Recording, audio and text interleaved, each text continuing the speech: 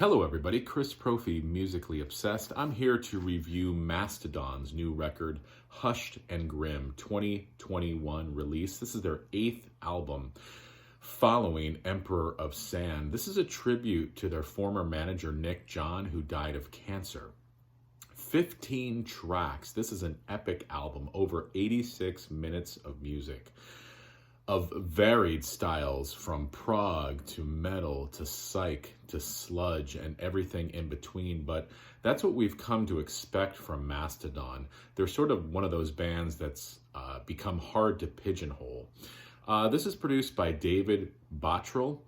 Hopefully I'm pronouncing his name correctly. He's worked with Peter Gabriel, Tool, Smashing Pumpkins, Rush, and King Crimson. So that'll kind of give you an idea of what you're going to be hearing with this record. Let me just walk you through the vinyl. So here's the cover, the back cover.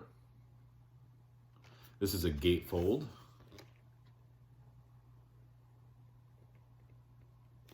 You get clear wax,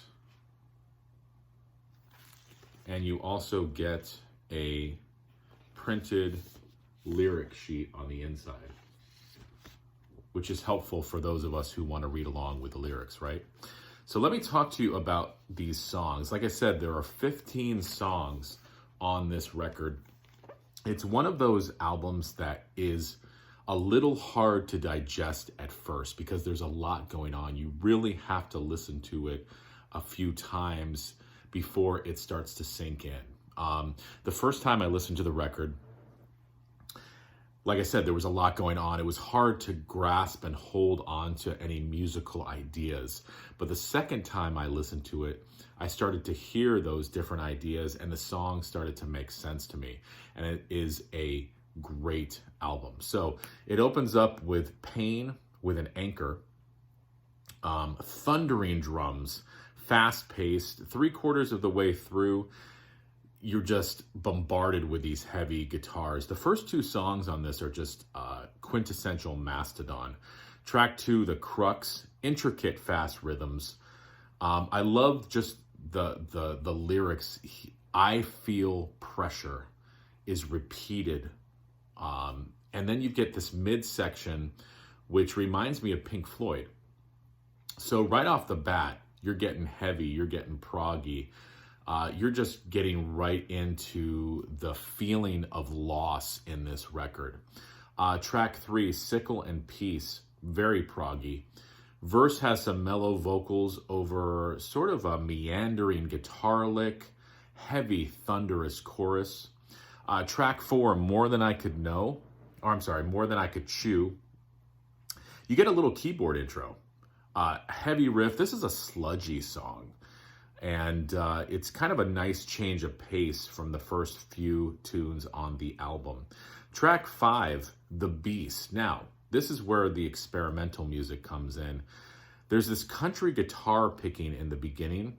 And then, for lack of a better term, I'm going to use the term rockabilly tone to the guitar in this song. It's a mellow track, but I really, really like this song. And again, I really like country music, so it was nice to hear sort of that rockabilly tone in this album and this song. Track 6, Skeleton of Splendor, clean acoustic guitar intro, clean vocals. It's in ballad form. There's this keyboard section midway through, which again, I get a Pink Floyd vibe, and the album that brings to mind is Pink Floyd Animals.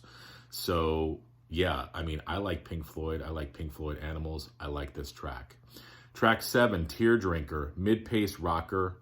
Love the lyrics of this song. This could be a radio hit for Mastodon. I mean, I don't know if Mastodon wants a radio hit, or as fans, do we want Mastodon to have a radio hit? Well, this could be it. Tear Drinker. Love this tune. Track 8, Pushing the Tides. Back into that typical Mastodon territory, thrash-like. Sections of this song could have been on Yes Relayer. And so if you think about the madness of Relayer, that should sort of kind of give you an idea of what this song's about. Track 9, Peace and Tranquility. Again, you get this metal riff, but then strangely enough, there's this Van Halen vibe that comes into the song. That's what I got. I mean, you guys can let me know too. Like I said, there's a lot going on in this record. Track 10, Dagger, opens with this tremolo guitar tone. This is when you get an Eastern influence, some Indian music. It's a very trippy song.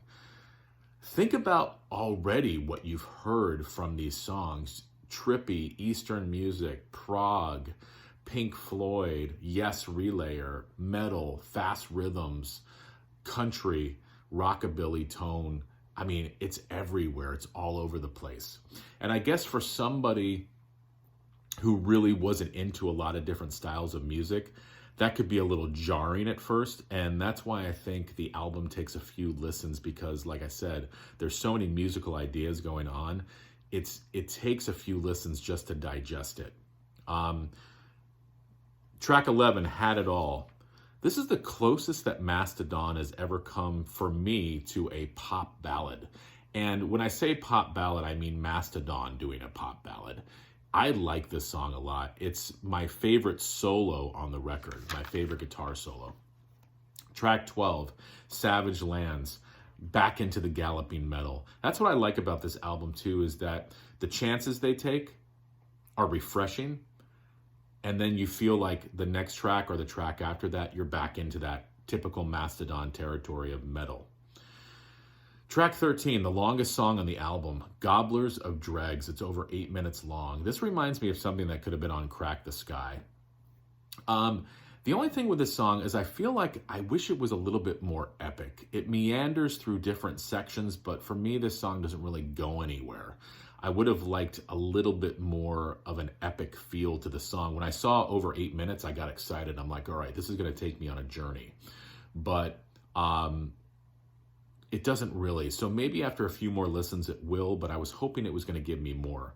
Cool song. I just wanted more from it. Track 14, Eyes of Serpent. Love the chorus. Slower tempo, but then it breaks into this metal section midway through the tune. So it's one of those songs where you think you know where it's going, and then it just changes direction, which is pretty cool. And then lastly, Gigantium, close to 7 minutes long. Nice closure to the album. Love the vocals. Love the descending guitar riff in this song. And it's my second favorite solo on the record. So for Mastodon fans, I think you're going to like this record. I've read some reviews where people were a little bored by this album. I don't know how you could be bored. There's so much going on. I've read some reviews where people were saying this is the worst Mastodon album or their least favorite. For me, I like the direction that Mastodon has gone. I like the changes. I like how they bring in different styles of music. Out of 5, I would give this record a 4. I really dig this record a lot. Let me know what you guys think. And, if you're into Mastodon, I would pick this record up. If you're into different styles of music and different styles of metal, I would pick this album up too. All right. Thanks for listening, guys. Adios.